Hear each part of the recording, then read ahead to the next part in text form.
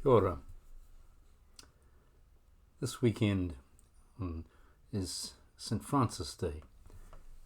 Remember St. Francis and his love for animals. There was an elderly woman I knew. She had fostered and cared for countless numbers of animals. Although she was a gentle soul, the words her son said at a funeral have stayed with me. She cared enough to be angry. There is an anger that destroys the soul, and there is an anger that fuels it. There's a consuming, hungry anger that eats away at you and often leads to violence and destruction. And there is an energy anger, laced with compassion, that feeds the engine of change. The elderly lady didn't just pick up society's rejects. She sought to challenge and change the causes of rejection. She was angry when the priorities of convenience took precedence over the priorities of commitment, and she did something about it. Someone else at the funeral called her an angel, but her actions she held out to us all.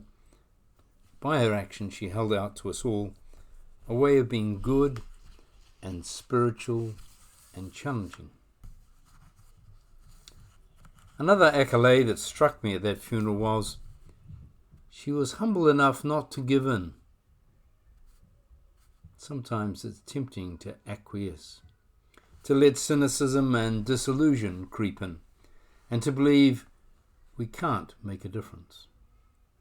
The needs are a huge mountain, and our strength to climb often seems limited.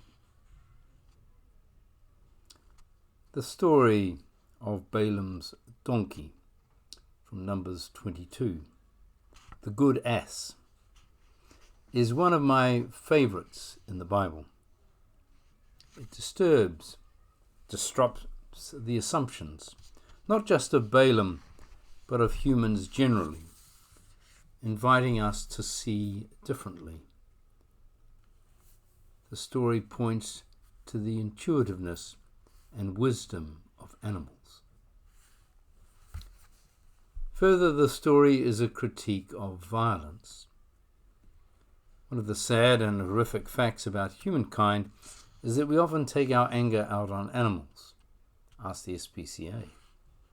And there is a strong link between how animals in a household are treated and how less powerful humans, like children, in that household are treated.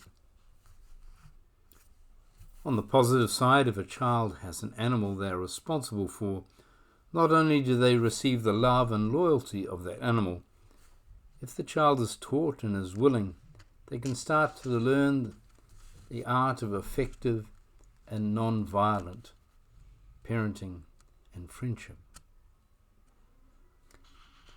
In our story, Balaam hasn't learnt this. He wants to enforce his will upon the donkey, and when the donkey disobeys, intuiting danger of this invisible fiery angel, Balaam's anger flares up and he beats the donkey. Being in control is very important for Balaam. He interprets the donkey's disobedience as the ass deliberately making an ass of him. I suspect Balaam fears not being in control, fears not being seen as powerful, and these fears fuel his anger. This scenario is so common in animal abuse, and also in the abuse of women and children. Balaam's response to a creature that doesn't do what it's told is to think the creature is being deliberately rebellious and to hit it. This is what many parents, many fathers have done, interpreted children's actions as rebelling against their authority and responded sometimes with violence. The story invites parents and those with power to hit to instead listen listen to children, listen to animals, listen to the so-called weaker, and listen to their own fears. The wonderful thing about our story, and remember it is from an ancient time, is that by the make-believe means of giving the donkey a human voice that reproves Balaam, the storyteller is critiquing the abuse, verbal and physical, that animals suffer from. The voice of wisdom challenges the self-righteous actions of Balaam and implicitly challenges the audience, us, to listen to the voice, the wisdom of the less powerful, and for men like Balaam to question their own need for control and power. There is also another layer to this story. The bigger context is that the people of Moab are fearful of the people of Israel, who have wandered, some would say invaded, their lands from Egypt. The Israelites are more numerous, and so the Moabite king has sought to consult with the wise seer Balaam about what to do. Yes, our donkey-heading Balaam has a reputation as a wise man across the Mesopotamian world. After the Moabites implore him to visit their king, and Balaam's God has approved this visit, he sets out only to run into an invisible warrior-looking angel sent by Balaam's God that only his donkey can see. Balaam's God is not only ambiguous in his instructions, but this God has clear favorites, the favorites being the colonizing Israelites. So the bigger context is about fear and favorites and those who do the ethnically biased God's bidding. Which begs the question, where is transcendent goodness in this story? I don't think any of the story's characters, including Balaam's God and the sword-wielding invisible angel, come out of it well, except for the donkey. Indeed, it is the donkey that is, in my book, the angel, the symbol of transcendent goodness. It is the donkey that is loyal, that senses danger and wants to protect, and it is the donkey that absorbs the anger and violence and stays true to his or her caring nature. The donkey represents a transcendent and powerful goodness, a powerful goodness contrary to the usual understandings of power. Louise Penny, the Canadian crime fiction author, writes wonderful acknowledgements in each of her books. One of her books she dedicates to her dog, Bishop, a golden retriever. She writes, "Bishop, who shared our lives for many years, died while I was writing this book. He is the last in a long line of golden retrievers who have shared and improved our lives, who taught us to be more generous, more kind, way more forgiving, more patient, more human. Our first golden was Bonnie. I'd wanted a dog for a long time.